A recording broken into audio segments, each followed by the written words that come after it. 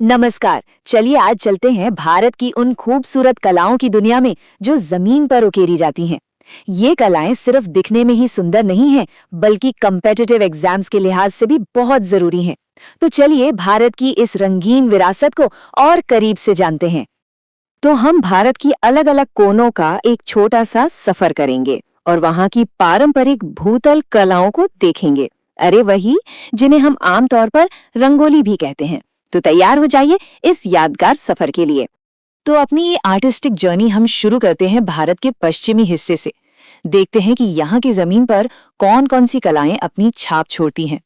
सबसे पहले बात करते हैं महाराष्ट्र की रंगोली की। ये तो शायद भारत की सबसे जानी पहचानी जमीनी कला है ना?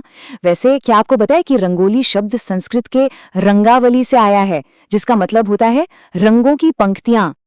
अब महाराष्ट्र के पड़ोस में चलते हैं गुजरात। यहाँ की पारंपरिक कला है सतिया, जिसे सौभाग्य का प्रतीक माना जाता है। इसे अक्सर स्वास्तिक के रूप में बनाया जाता है। कहते हैं इससे घर में पॉजिटिव एनर्जी आती है। पश्चिमी भारत में हमारी आखिरी स्टॉप है राजस्थान, और यहाँ की कला है मंडवा। ये कला दीवारों और जमीन पर त्योहारों और उत्सवों की मानो पूरी कहानी कह देती है। चलिए अब पश्चिम से उत्तर भारत की ओर बढ़ते हैं और देखते हैं कि यहाँ कौन कौन सी अनोखी भूतल कलाएं हैं। पहाड़ों की गोद में बसा है उत्तराखंड, और यहाँ की एक बहुत ही खास लोक कला है ऐपण। इसे लाल मिट्टी पर चावल के आटे के घोल से बनाते हैं, और ये देखने में वाह बहुत ही आकर्षक लगता है। उत्तराखंड के बाद अब बात करते हैं उत्तर प्रदेश की एक अहम कला की, सांझी। ये कला खास तौर पर भगवान कृष्ण से जुड़ी हुई है, और मथुरा वृंदावन इलाके में तो ये बहुत ही पॉपुलर है। अच्छा, एक ऐसी भी कला है जो दो राज्यों में देखने को मिलती है, चौक पूर्णा। जी हाँ, ये आपको उत्तर प्रदेश और मध्य प्रदेश दोनों की संस्कृति का हिस्सा मिलेगी। शुभ मौकों पर घर के आंगन में आटे या रंगों से इसे बनाया जाता है। हमारा सफर अब अपने आखिरी पड़ाव पर है। अब हम चलेंगे देश के पूर्वी और दक्षिणी हिस्सों में, और वहां की कलात्मक सुंदरता को देखेंगे। तो पूरब में चलते हैं पश्चिम बंगाल, और यहाँ की पारंपरिक लोक कला है अल्पना। इसे भी चावल के पेस्ट से ही बनाया जाता है, और ये पूजा और त्योहारों का एक बहुत जरूरी हिस्सा है। अल्पना से मिलता जुलता एक और नाम है अर्पण, जो बिहार की कला है।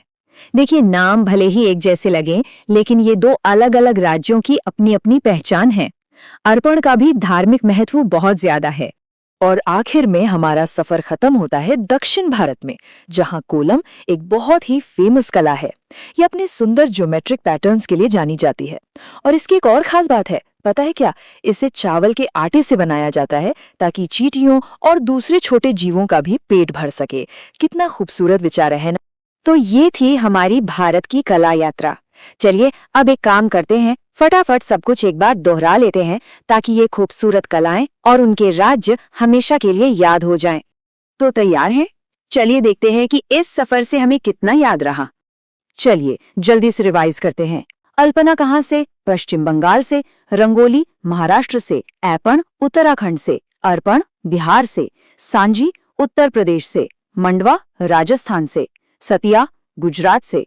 चौकपूर्णा उत्तर प्रदेश और मध्य प्रदेश दोनों से। और आखिर में कोल्लम पूरे दक्षिण भारत से। उम्मीद है अब ये सब अच्छे से याद रहेगा।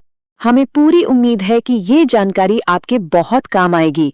आपकी आने वाली सभी परीक्षाओं के लिए हमारी तरफ से ढेर सारी शुभकामनाएं। सफलता जरूर मिलेगी।